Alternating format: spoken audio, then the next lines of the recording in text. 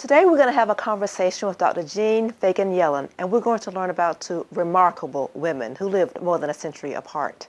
The first is Harriet Jacobs, who wrote the first female slave narrative in which she explained her escape from sexual oppression, her escape from slavery. And we're going to learn about Dr. Jean Fagan Yellen, who spent years of her life more than a century later to prove that this work was indeed not a work of fiction, was not written by white abolitionists, but by a woman who was determined to be free. She was from Edenton, North Carolina, and we're here to learn more about her. Harriet Jacobs was my hero.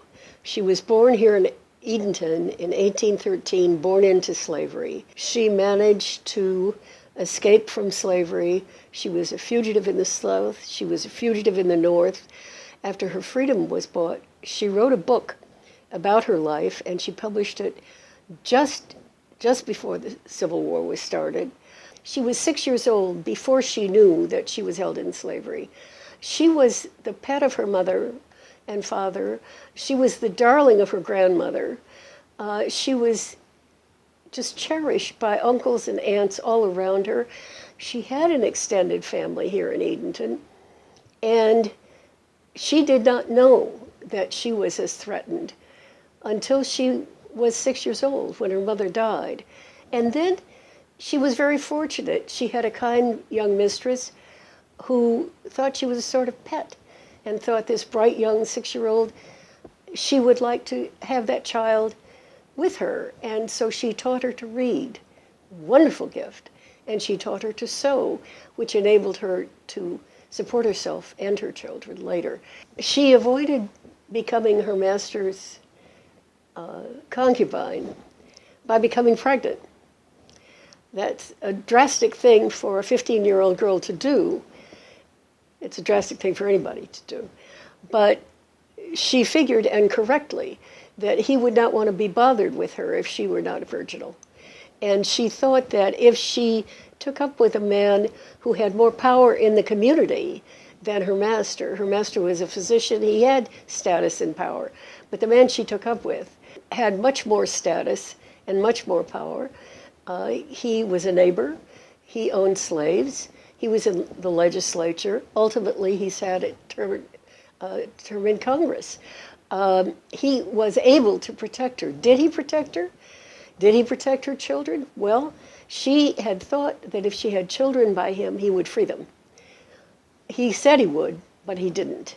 And in order to free them, she had the crazy idea that if she ran away, her master would not want to be bothered with raising her two children, and he would be willing to sell them, and that their father would buy them.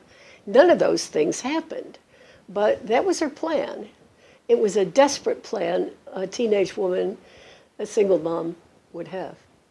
It's very like Anne Frank's story. She tells of being in hiding here in Edenton for 7 years. Now, 7 weeks, 7 months, you could believe somebody be in hiding, but 7 years does not sound reasonable. It was not that she was the only one who wanted freedom. She describes all kinds of people in the town and in the countryside around who were held in slavery and wanted their freedom one way or another. So the desire for freedom she describes as ubiquitous. The story that she told in her book is a story of her terrible experiences as a young woman, and she tells the story of sexual harassment and struggle against sexual harassment of a woman in slavery.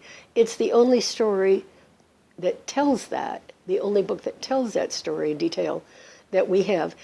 Other slave narratives, Frederick Douglass and so on, talk about the brutality and the problems of women in slavery, but Harriet Jacobs focuses on her struggle as a woman in slavery and her struggle for freedom.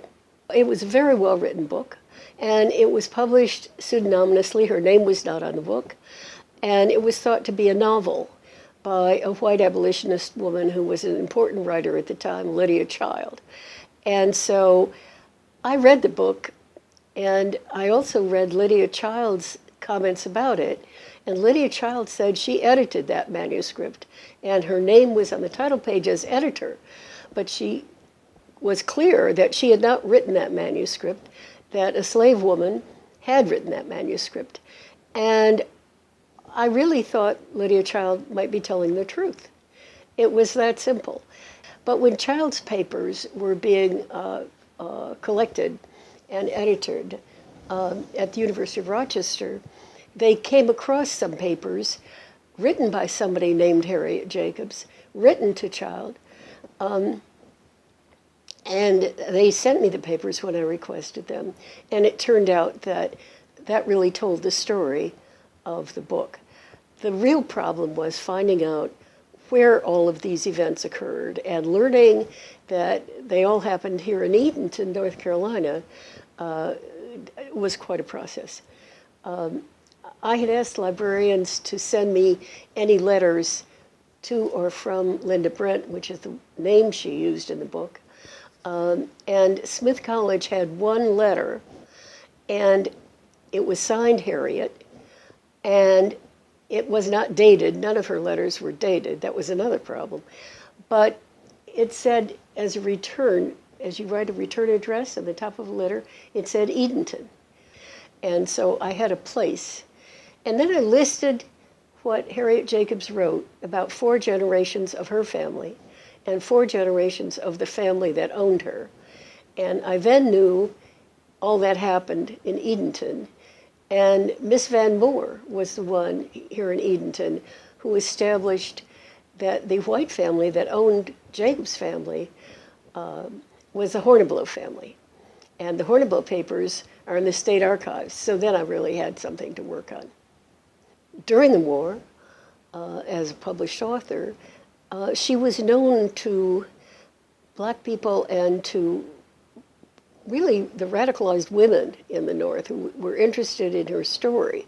And she came back south bringing supplies and various things to the people in the camps, the contraband they were called, the escaped slaves in the camps, and established a school and a medical facility and all kinds of important humanitarian work during the war and just after the war. Against all odds, she built herself a very good life. She managed to free both her children, which was extremely unusual and very fortunate. She managed to educate her daughter at a time when women were not educated, and certainly women who had been held in slavery were not educated. Her master had prevented her from marrying a young black man she was in love with. And she was heartbroken like only teenagers can be heartbroken.